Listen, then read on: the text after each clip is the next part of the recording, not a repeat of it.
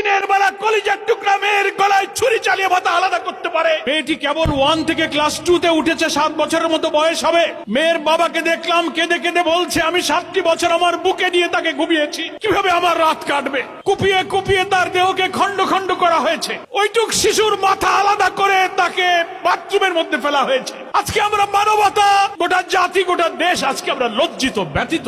আমরা শিশুর আমিসার মা বাপ, এই দেশের সমস্ত মায়ের কাছে আমরা ক্ষমা প্রার্থী। মানবতা আপনাদের কাছে আমরা আজকে লজ্জিত। আমরা যারা রাজনীতি করি, সমাজ দেশ সভ্যতার দায়িত্ব নিয়ে মানুষের কল্যাণের জন্য যারা রাজনীতি আর আদর্শের কথা বলি, তাদের সামনে এত অমানবিক, এত ঘৃণ্য, এত পৈশাচিক দৃশ্য আমাদের বিবেক ক্ষতবিক্ষত হয়ে যাচ্ছে।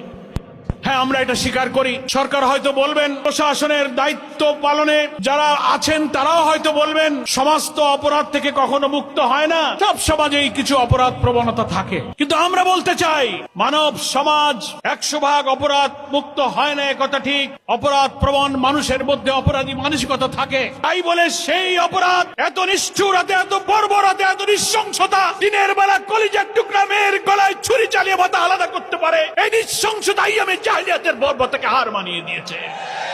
দেশের মানুষ কাঁদছে, মায়েরা কাঁদছে, পিতা ক্ষোভে দুঃখে বলছে, আমি বিচার চাই না, বিচার হবে না, আপনারা বিচার করতে পারবেন।